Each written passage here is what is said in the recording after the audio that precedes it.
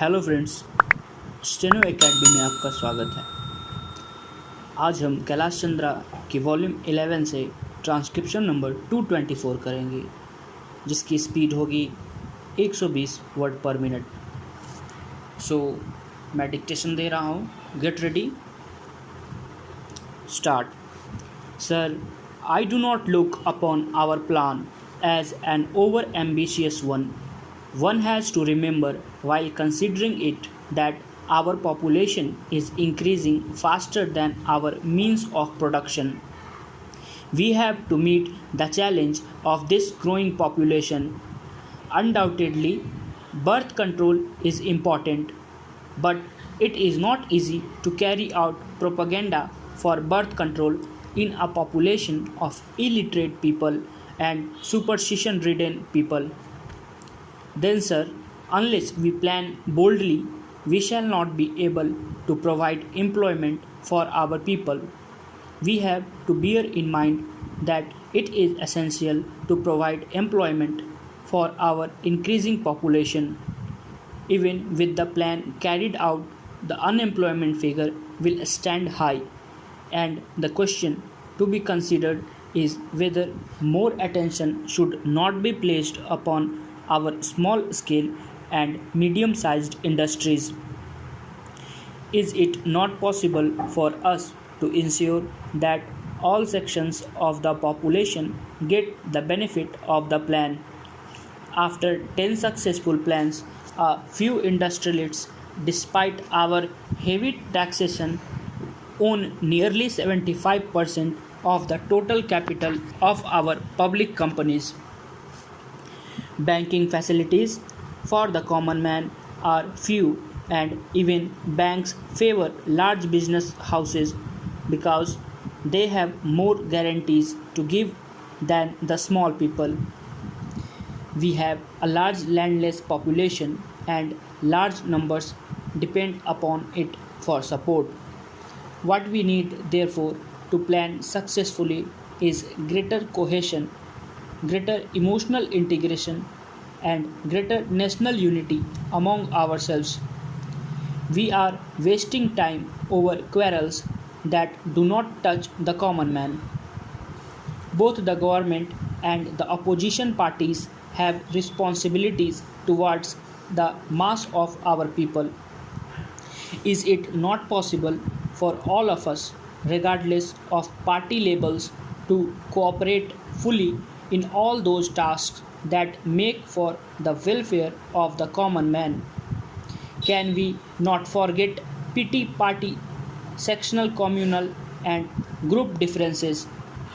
Is it not possible for us to have a national as opposed to a mere party outlook towards the problems raised by the plan? Sir, the general elections are coming. It should not divert our attention from the main task of finding solutions on a national basis to the problems of unemployment, health, and education. These are the things that our people mostly need, and to them we must devote our full attention.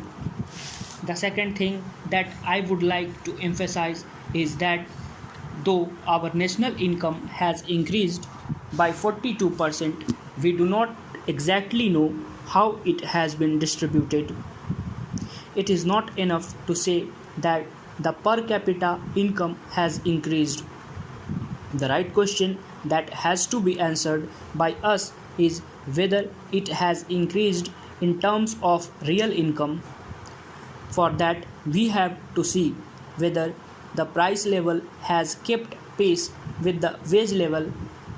It is no satisfaction to a man that his nominal income has gone up, though at the same time the price level has reduced his purchasing power not only for luxury articles but for articles of common consumption.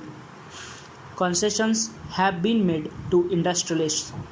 Perhaps it was inevitable that they should be made.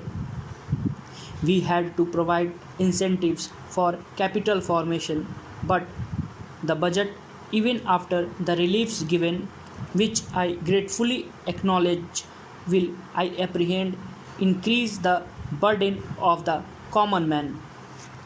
The middle classes are the backbone of our community.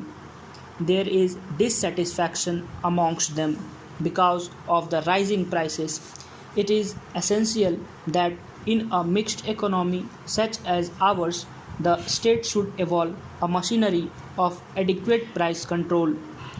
Prices should not be allowed to go beyond a certain level, and there must be a ceaseless war against hoarders and profiteers. They are pests of society and should be looked upon as such. Equality of sacrifice demands that those who have more should be made to pay more than those who have less. The marginal utility of money is greater with people of less income than with big incomes. The third point that I would like to point out is that concentration of economic power should be discouraged. One of our articles provides that the ownership and material resources of the community should be so distributed as to subserve the common good.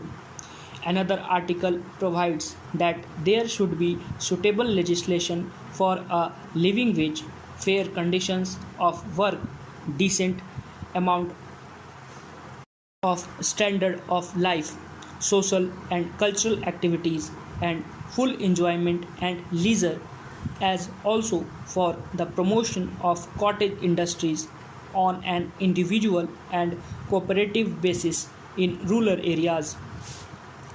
The progress of the plan has to be tested in the light of these objectives. Small and medium sized concerns should be encouraged so that concentration of wealth may break up. We would like to have the results of the inquiry as to how the national dividend has been distributed early. We should know who are the classes who have been benefited most by our plans. Are they the people with big capital? The spirit of the Constitution is against the concentration of wealth in single hands, and this should be borne in mind by us. दोस्तों, इसी के साथ ये passage ख़त्म होता है। इसकी speed 120 से थोड़ी कम होगी, सो इसे लिखिए और इसे आप प्रैक्टिस कीजिए, देखिए आपकी कितनी मिस्टेक्स होती हैं। Thank you.